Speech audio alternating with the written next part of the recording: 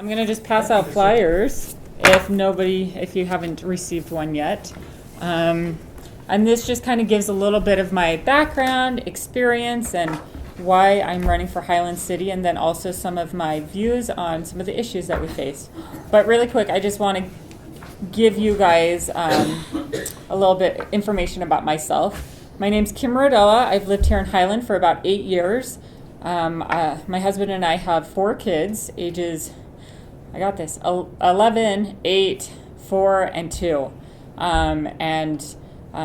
They are amazing. They keep me a little bit busy, but if you have happened, they've been campaigning with me all summer long, going door to door, passing out flyers. So they're really into this. Just on my educational background, I have a master's in public administration from BYU. I have an undergrad in journalism, broadcast journalism. And so I used to be a budget analyst for Governor Huntsman. I did that for a few years before having my first kid, and now I work as an executive director of a nonprofit, and done internships back east with news agencies. And right now I kind of just do the mom thing, but also work a little bit, and I'm involved in helping out with campaigns and some state issues as well. So that's a little bit about myself.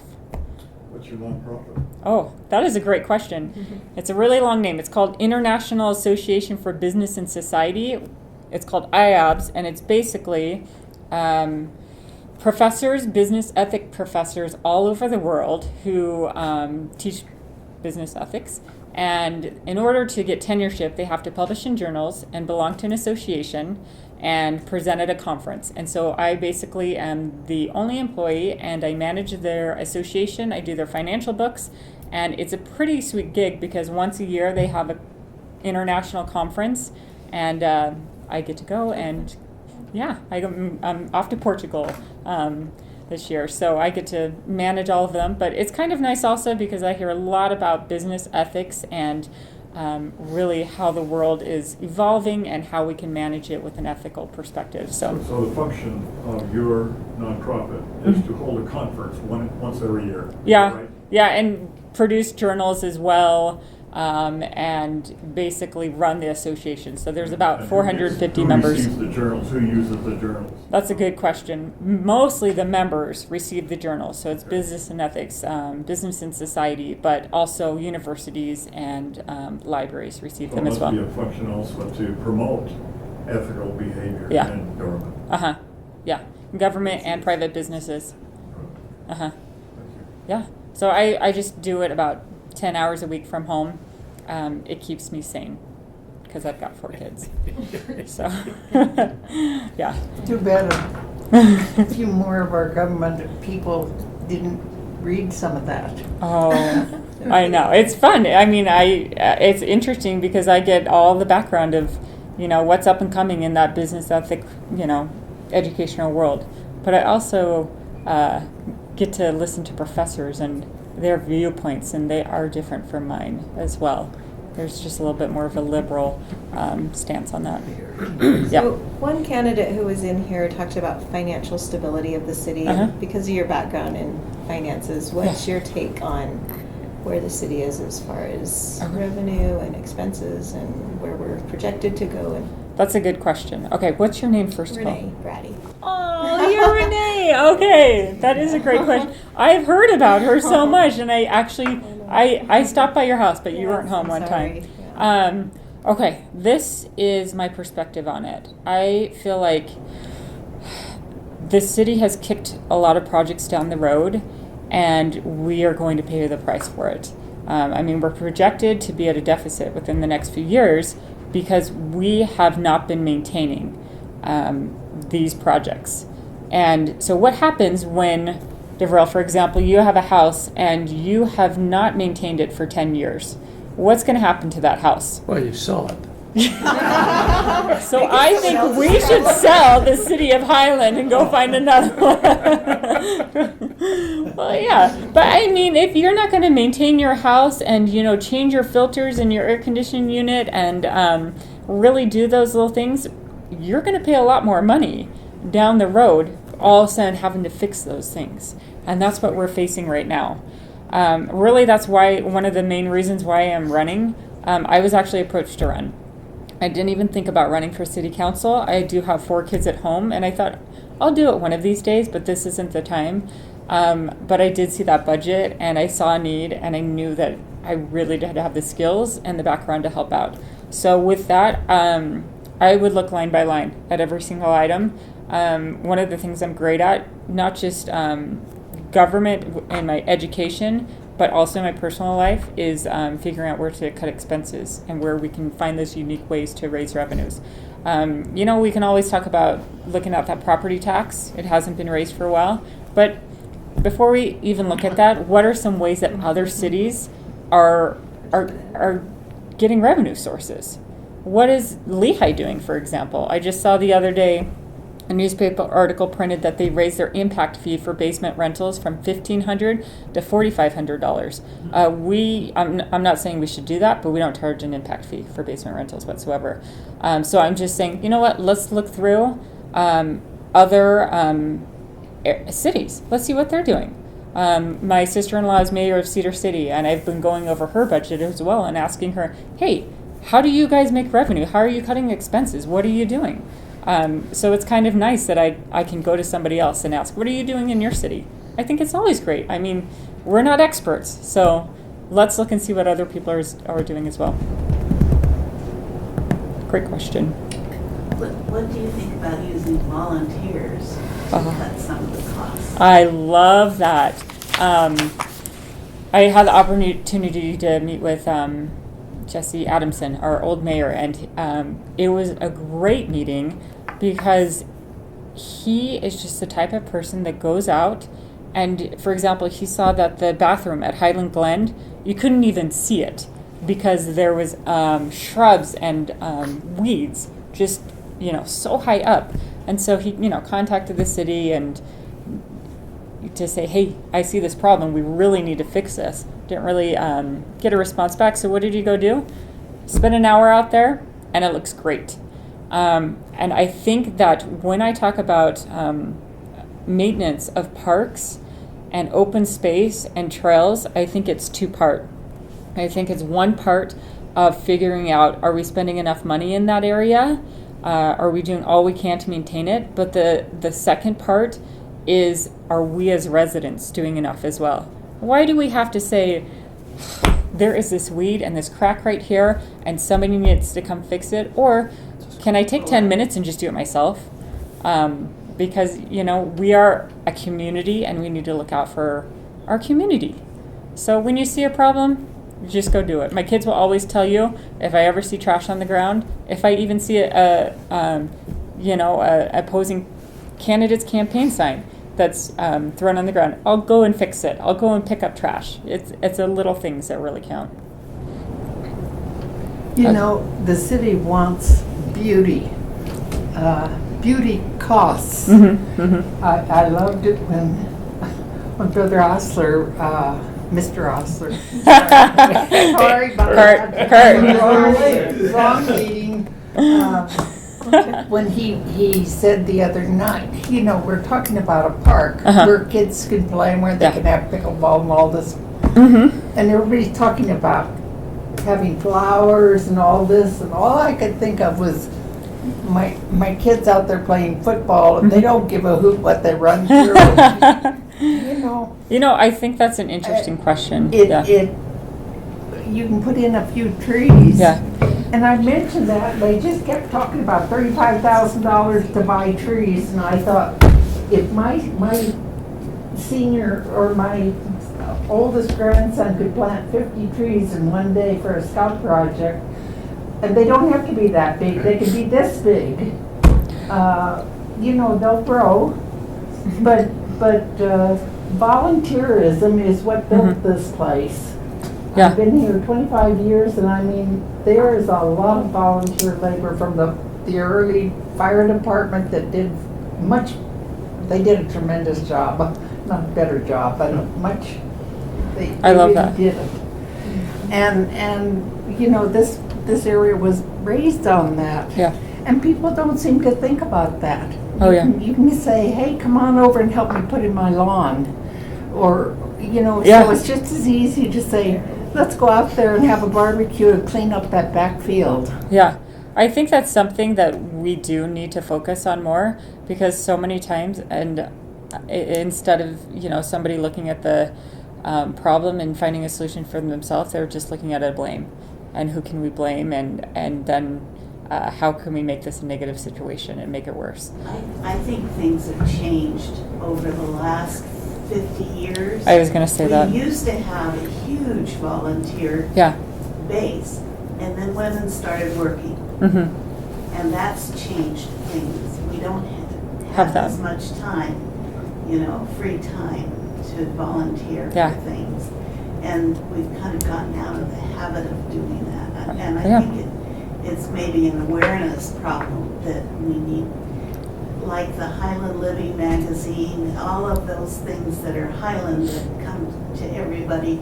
We need to pitch that. I love that. I love that magazine also. They came to me and I said, you know what? I want Highland Living magazine in here because I want something that focuses on the positivity of Highland and brings us together as a community. I think sometimes you get downtrodden and burdened down with these, you know, Facebook groups and just this is what's wrong and this is what's wrong and, you know, what are our city officials thinking? And Highland Living magazine, I actually talked to them and I said, this is exactly what we need. We need something that highlights the positive of why we love this community so much. Just a little on that park though, I want to say one thing. When it comes to parks like that, I am not an expert on landscaping. I'm not an expert on designing a park or understanding what shrubs to put in, what trees to put in. One thing I do know is that I am not an expert and I should go look for an expert to give me those answers. And so if it is something like that park, I actually called up a neighbor and I said, hey, you know, I want to know who is a landscaper. He's a great one. He also focuses on kind of low maintenance. And I was like, I just want to know, what is your opinion on this? And what would you do as a landscaper? Because I want somebody who knows what they're doing to tell me this. I don't want to just say, this looks great. And then they put it in and you're like, oh, I didn't think about that. Well, of course I didn't think about that. I wouldn't know these things. You know, rocks getting into the grass. I just don't understand. And so I would always, I do really, listen to that. yeah, I do really enjoy going to somebody and saying, hey, you're an expert in this. Tell me what you think. I'm sorry I put in bark. Yes! All the kids throw it at each other and the wind blows. We have a little wind here and it does blow it out Yeah. into the street and you're sweeping it up. And, oh, I mean, if it's gonna be used to play, Yeah, for heaven's sakes, don't make it to where the kids say, you can't go over there, there's flowers. yeah. So let's learn for those people that already know that. Did you want to say something about the across the city park and open space Mhm. park? Yeah, Evidently, part of this evolved because developers wanted to put a little higher density in, but then they would throw in some open space ground, which now turns out to be so much a month. yeah, And it does benefit all of the Highland City, but it's not, it definitely benefits the local people Yeah. more than me on the other side of Highland. exactly. I am in an open space neighborhood, and I will tell you right now, that little park right across from me, that's going to benefit me a lot more than it benefits you, and that's why I'm paying for it. But I also live in an open space community that considers Mitchell Hollow Park an open space park, and I will tell you right now, it has parking, it has bathrooms, and it has a pavilion, and it is used 90% of the time from people outside of my area. And so I think we need to go through it and really consider what is open space and what is not. I don't think Mitchell Hollow Park should be part of open space. And so there are some that should be considered city parks. But I am not saying that that little park across the street from me is a city park. No, it's an open space park and I should be paying for it. I have a smaller lot right now. But it is something to consider to really go through and figure out what's open space and what is not. I actually have neighbors who live in an open space community. They've been paying the fee for 6 years, and they have no open space whatsoever. They just said that the city would eventually put a trail in. but they haven't had one yet. So I think it's also something like that where we need to analyze, are you really in an open space neighborhood or not? I mean, people are paying a lot more for areas that have hardly any open space and areas that have a lot of open space. So I think that's a good issue to tackle, that inequality, and really, yeah, open space is a huge issue. Kim, you sent me an email early in your campaign, and I didn't respond to it because I thought you'll end up learning about this as you go around. Was it the water conservation one? Yeah. Okay. So Kim asked me, how can we keep adding hookups if our water source does not increase as well? And so, I learned. have you had now had a chance to think about that? I actually did. I went out with Mark, Brittany Bills and I did, and he basically, I asked him that question because somebody didn't answer it for me. I told you, if I don't know the answer, I'm not going to pretend like I'm the expert. I go to the expert. Yeah. Just make stuff up, but it's good. So I went, and we went out and drove around, and he explained all things water to me. And I would say I probably know 50% more water, but I'm still going to have to go out and drive it again and understand it. But yeah, so basically he let me know why, if we're, the question was from somebody, if we're being told that we need to regulate our water and stop using so much water and we're low on water, why is that then we can put all these new developments in, and how can we get this water? I lived in an area in Northern California back when we had our drought. It's amazing what the government can do if they want to. They were able, the only water we had was from the river, and there was no water in the river to speak of. So when Prop 13 went in, they put a moratorium on water hookups. And all these old timers who had put their money into land, they were going to sell this land when they retired, and this was going to be their retirement. And all of a sudden there's a water moratorium, no more hookups in Marin County. And it literally broke the backs of the retirees, but it stopped the building. And it's one way to do it. I mean, If there's no water, there's no water. If there's no water, or if you want to cut down, just stop the hookups. Well, metering is the solution to that. If you can't tell somebody to stop using more water if you don't know how much water they're using. Yeah, and it's interesting where I have discovered myself through the regulation of water that we were using too much water. Our grass and our shrubs are surviving just fine, with our sprinkler system being on every other day and following what the city has told us to do. And so I think that, yeah. Well, we've had a really wet year. Yeah. I mean, we've hardly watered. Yeah, we had a good year. Yeah. My lawn shows it. Yeah, it's been a good year. So yeah. Thank you for answering my email. I just wanted to. You're like, she's gonna learn. Incubate a little bit, I know, yeah. So. That's an excuse, come on. So, speaking of high density, my thing tonight has been the city code hasn't been looked at for over a decade. Yeah. So, when that gets looked at soon, what are your thoughts? Are there anything that you're currently thinking about it? I'm thinking particular in the parts of the city code that talk about the density and the height of this building they're trying to put up and all of these things that they're saying in the name of the red line, right? Bring businesses, that'll help the bottom dollar. Give this builder these exclusions because it might add some money, but then you have a 50-foot tall building and way too dense of housing, in my opinion. Yeah. So how do you feel about the exclusions and looking at the city code and saying, do you want to remain Highland or do you want to be Little Lehigh? If we wanted to be Little Lehigh, we would go to Little Lehigh because it's a lot cheaper to live in Little Lehigh. Right? Okay. There is a reason each one of us lives here in Highland. There really is.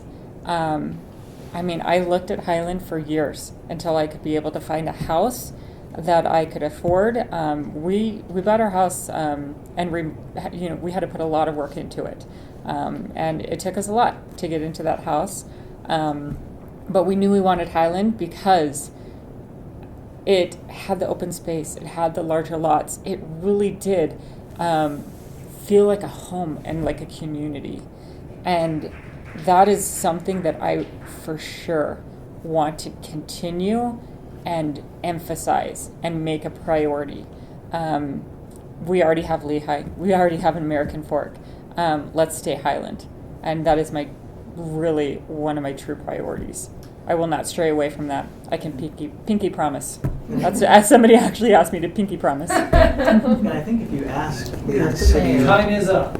Lehigh City or the city council She there, made a if they have pinky enough money, promise. even with that high density and all of the businesses, they still don't have money, right? Exactly. I mean, Yep. so what do you want? That's a good point. Yep. Thank you, guys. If you need anything, I have my website on there, Instagram, Facebook. You can follow those, and I post, updates and pictures of my kids, of course, but they usually are campaigning, so they're legitimate. So thank you very much. It's great meeting you.